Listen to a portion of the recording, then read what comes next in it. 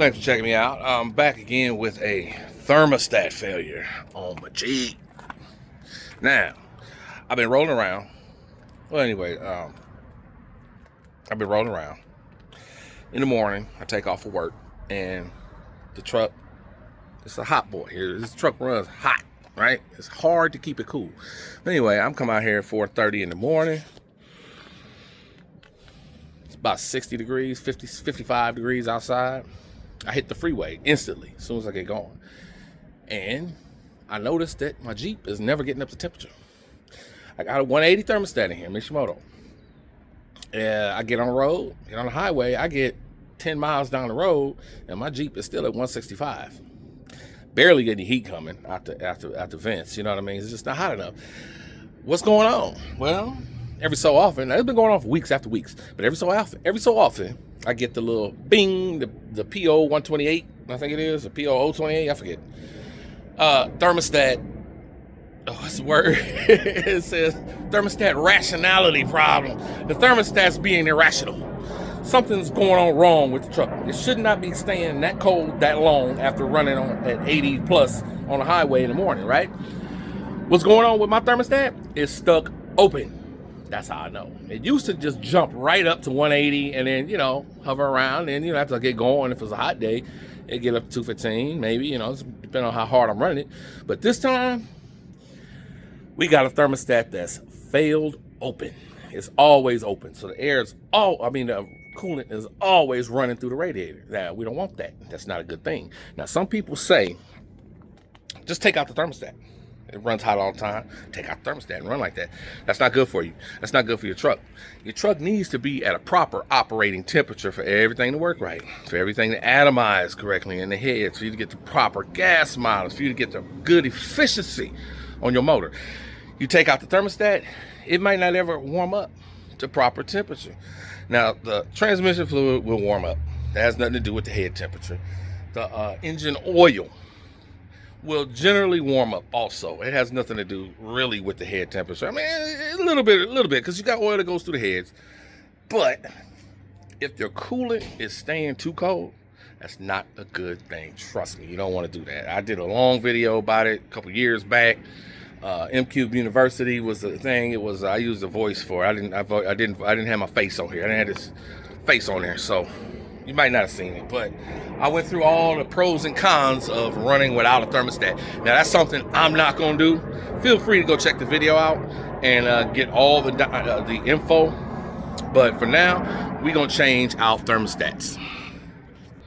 Now, like I said, I was running a Mishimoto 180 thermostat. Now, it never failed closed. I ran on it for a long ass time, but I'm getting rid of that today. Now we're going back to the 203. I'm going to a 203 Motorad Fail Safe. Now this one is guaranteed when it fails, it will fail open.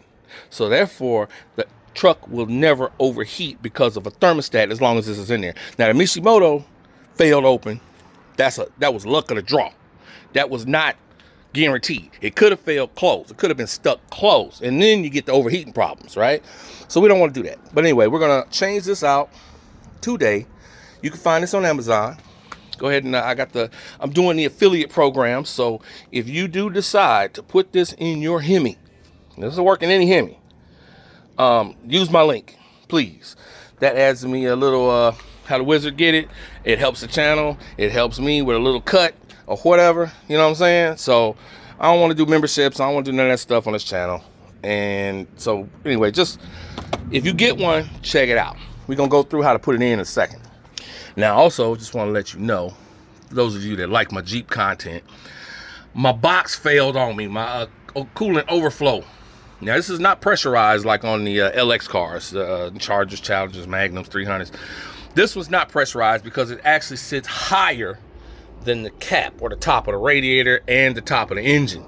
So we got a gravity thing there. So this only goes up there when it absolutely needs to, or you know what I'm saying? You have to keep some in there at all times. But anyway, my old box, it didn't crack, but it started it had little black chunks in it, like little black things that were stuck to the wall. I don't know what was happening with it, but I went on Amazon. Yeah, I think I did get this on Amazon. Went on Amazon. I'll put the link to it. It replaces the box. It's not the same shape. It looks a little different. The cap's different. You know, it's just a basic hand cap. It's not pressurized part of the system. But anyway, it works great. Fit great. Works great. You can even paint it if you want to, but I like seeing how much coolant I got in there. So I'm up on the hill right now and it's cold, so there's nothing in it. But anyway, let's get back to the Tstat. I'm gonna show you how to take this off. There's a couple of cool tricks. But anyway, here we go. Now, as you can see, with this lovely 6.1 liter HEMI, I have added the Motorad cold air intake, and it's the one that has the smooth turn on it. Normally they don't fit because of the fan shroud, but I've trimmed mine back over the years. I've had to trim it back just to get the 5.7 hose on there, the one without the little plastic hard 180 elbow on it. So I've had to trim it back for that, down here and down here. And then when I got the intake, I realized I couldn't put the intake on, so I trimmed it back some more. Used part of my little rubber grommet system that like goes up there.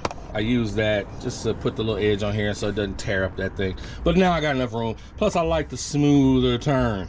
The standard Mopar intake for this truck comes out and makes a hard 90 to avoid the shroud. But if you want to eliminate that, get another, I think it's worth about 0.6 horsepower, this little curve being smoother.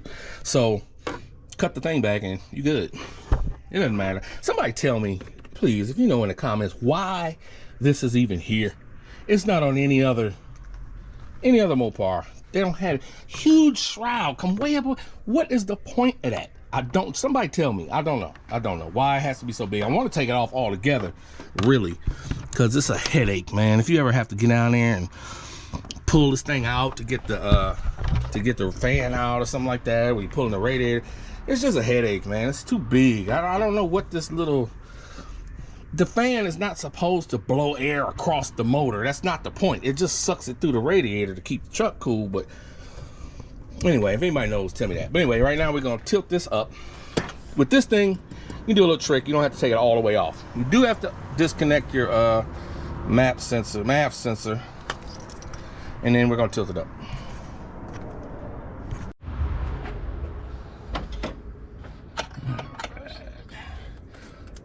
Flathead and loosen the little thing here. You might need to pull it back. Sometimes it gets sticky after so many years of sitting on here.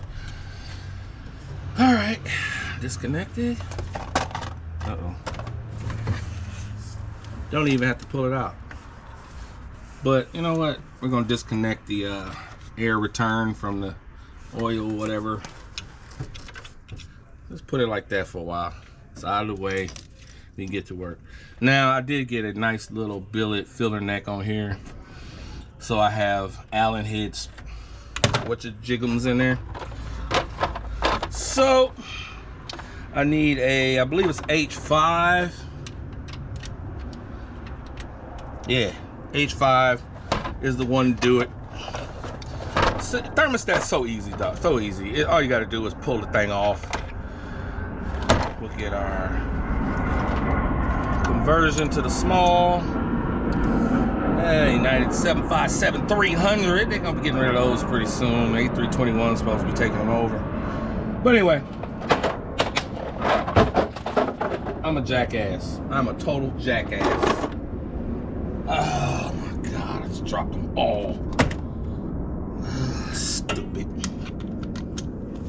I'm total jackass on that one. But anyway, let's just do this.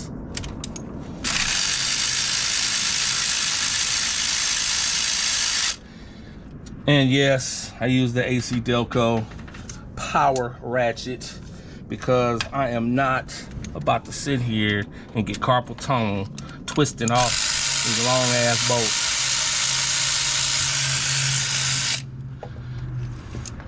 Easy breezy. This is nice little setup. Got a little dressing for the bolt.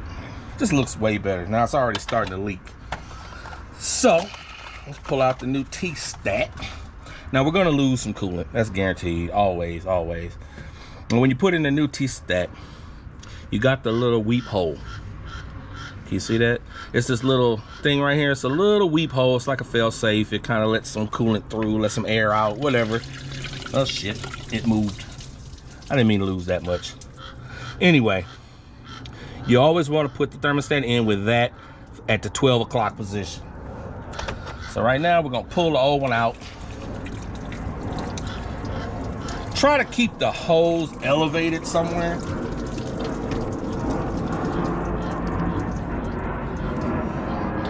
And then we're gonna swap them quick. Shouldn't be any residual, but I'm gonna lose some more coolant when I do this. Sometimes you might have to do a little prying. Okay. And by the way, get you some Zerex G05 when you do this and have it ready. And make sure that grommet stays. Throw this one out. You know what? It doesn't look open. I don't know what the fuck's going on here. All right, but anyway, we poll at 12 o'clock. We've lost quite a bit of blood here. It's okay. We got some in the garage. We're gonna put it all back. Let's snug that seal down. Now this little O-ring that comes with it, it really does hold it on pretty good, so you don't have to worry about too much. All right, let's put this back.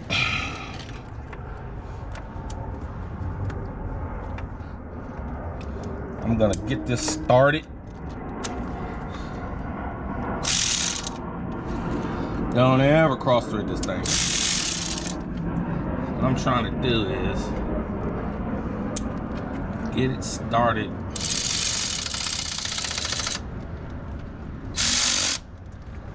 And it ain't doing shit. I gotta do it by hand.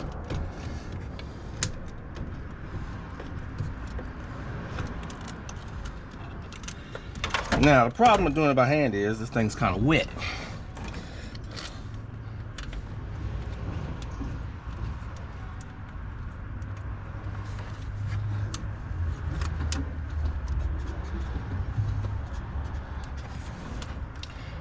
See, you can do this in your sleep until you decide you want to film it.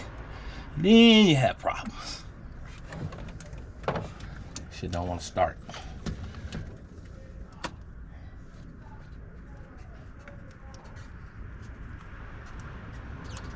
Tell you what, we're gonna start the other one.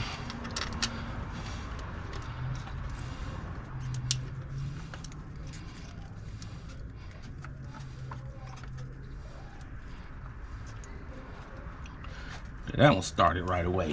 Tell me what the hell's the issue with that. And don't ever leave your ratchet on backup. See, this is what you go through. You're trying to film something, be all smooth with it. And what happened? You leave your ratchet and unloosen.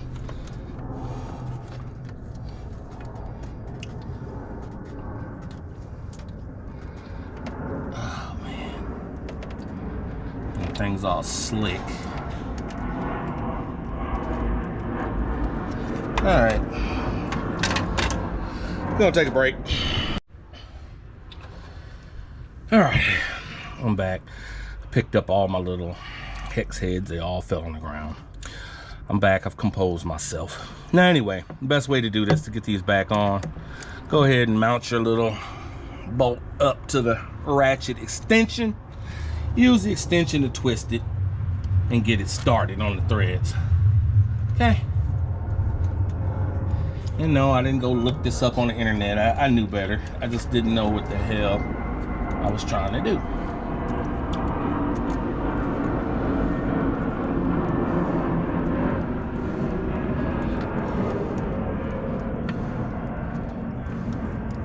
There we go. See, that's how you do it. Now, before you go to hitting it, test your ratchet. Make sure it's going the right way.